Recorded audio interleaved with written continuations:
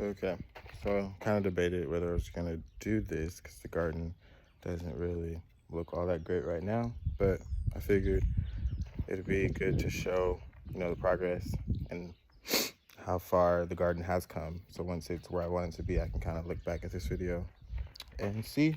So we're just gonna come through. I guess we can start over here at the compost area.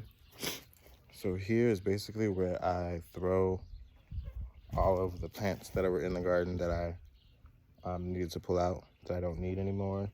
Some of it is weeds that I've kind of like let sit and die before I put them in there because I definitely don't want the weeds to grow in here.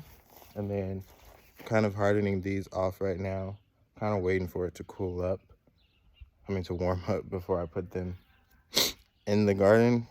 Right now, California has been experiencing some crazy weather. We've had freezing nights for a week. And the week before that, it was like in the 70s. Okay, so this is kind of like my compost tea that I use to create microbe life and put it into my soil. This is usually made with, plant material from things that I pull out of my garden and weeds as well.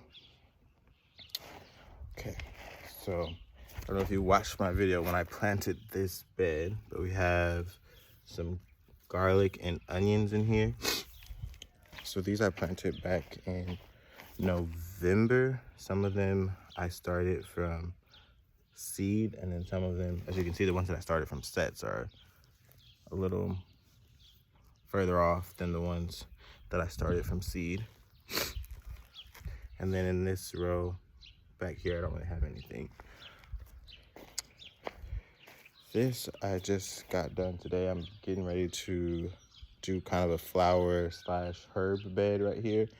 And the main goal for this space is to create kind of like some tall plants, maybe some sunflowers and other tall flowers to kind of create a wind barrier for the garden.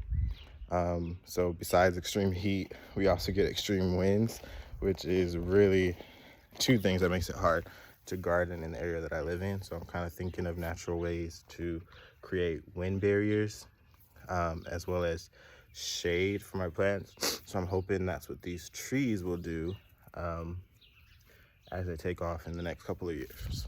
So let's go ahead and go to the trees. So this one, she's looking a little sad with the bipolar weather and being transplanted.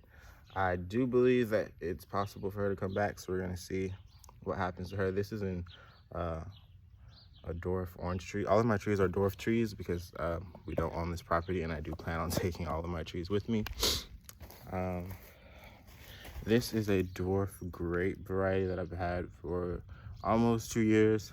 Haven't got any fruit off of it, but it hasn't died, so I'm hoping this year we might actually get some little baby grapes from it.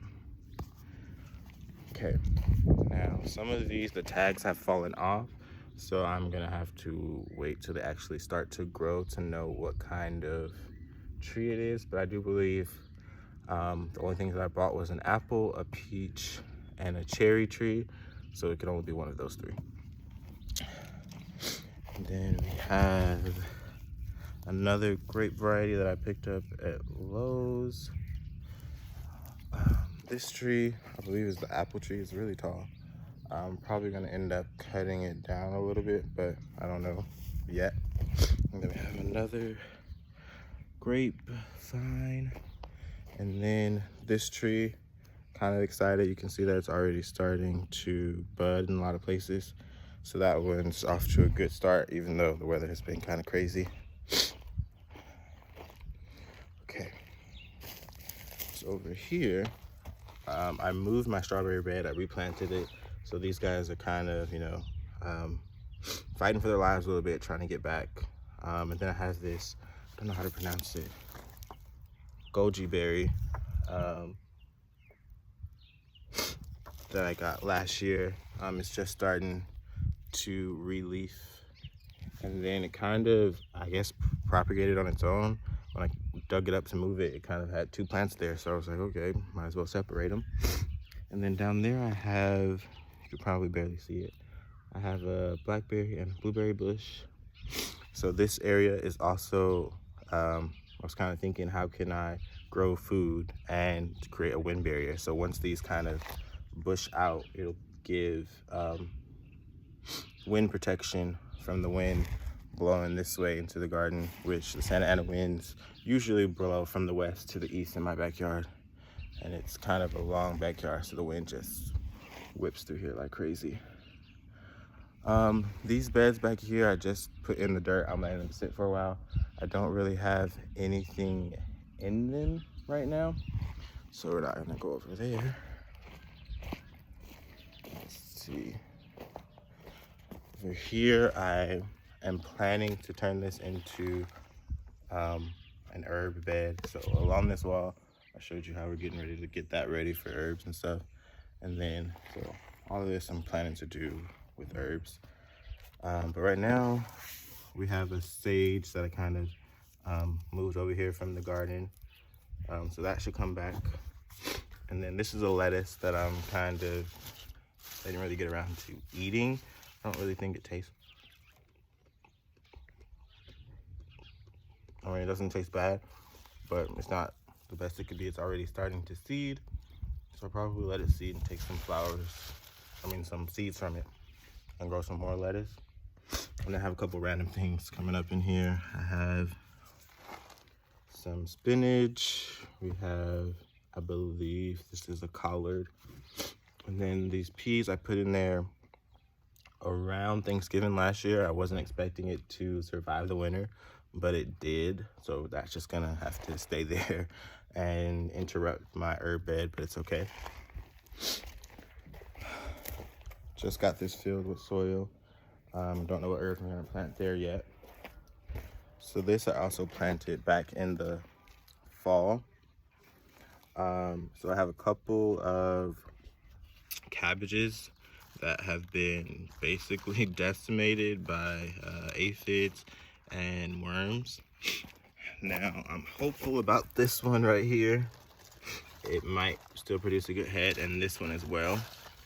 But they've been feasting on these ones, and this one's kind of the only perfect one that I have. So that one will be a good cabbage. These ones I might get decent heads out of. So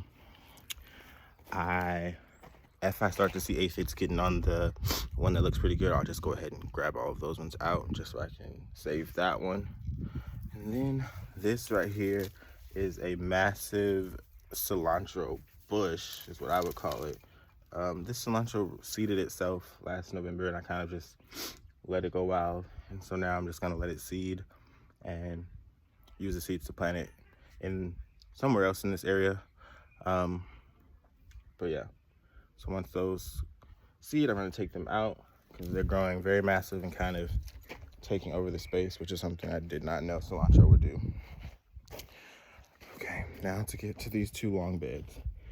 So this first row I planted out back in November. So right here I have some lettuce. As you can see, it's off to a really slow start. Whenever you plant things in the wintertime, they kind of take almost months more than they would if you plant them in the spring and in the summer. I had some cauliflower here that was taken out by the frost, so that came out. It's hard to see, but I do have, I planted some onions here. So a couple rows of onions, and then I have some cilantro volunteering over here. And then I don't remember planting lettuce here, so I believe that's a volunteer as well. And all of this lettuce right here in between my onions that I started from seed back in October, I believe. And then I have some peas over here that are struggling. The bipolar weather, they're really not appreciating it, but most of them are gonna survive and produce some pretty good sweet peas for me as it warms up. I'm hoping that this is the last week of cold nights and everything's gonna start to warm up. So here, I got a little bit ahead of myself and started planting out some cabbage. These might survive, they may not survive.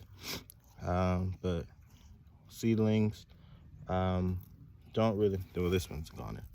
They don't like cold temperatures, and I was definitely not expecting in Southern California for us to have a week of freezing nights, so that was a mistake on my part. But you never really can plan for stuff like that. We have some spinach here that didn't really seed that well, but I mean, it's still spinach.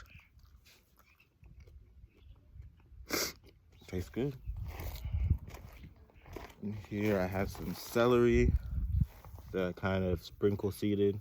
That's starting to come up. I'm gonna try to kind of dig this up and respace it and see how that does. Never done it before, but I also do have some celery started, so if that doesn't work out, I'll just transplant some celery. Here is my carrot bed.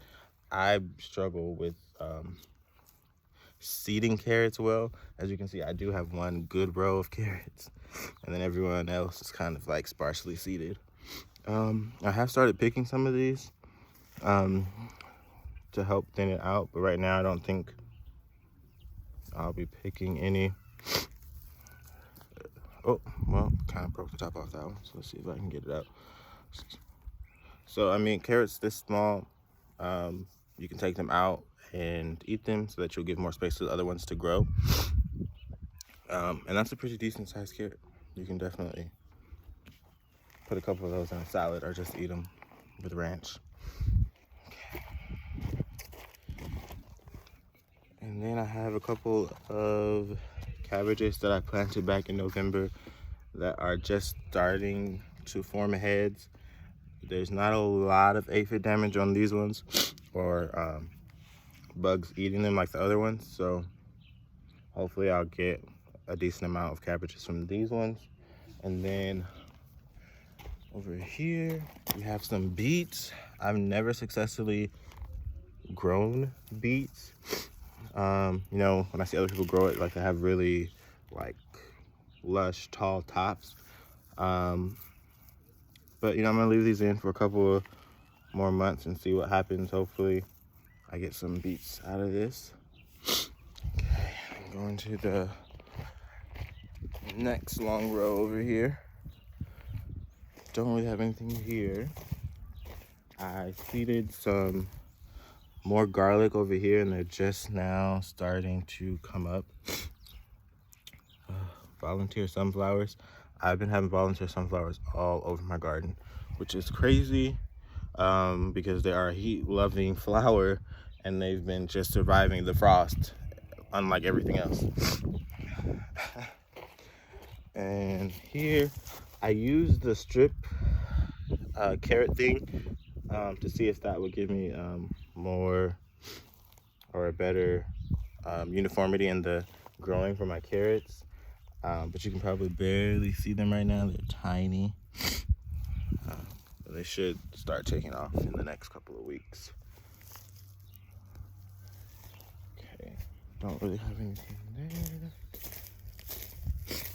A couple of more cabbage. This one's kind of dying. I have a little bit of kale and then lettuce right here that I haven't harvested in a while. But you can see the leaves are kind of being damaged from the frost that's happening. So I'll probably go through and prune the leaves and then pick some of the lettuce for making a salad or something. I think kind of went through everything in the garden. So that's where we are on February 27th of 2022. Pretty soon we're going to be getting that side established, bringing in some soil. I'm thinking of doing some kind of DIY tunnel, but yeah, we'll see about that. Thanks for watching. If you liked the video, go ahead and hit the thumbs up. If you want to see more of these kind of videos, go ahead and hit the subscribe button. Thanks.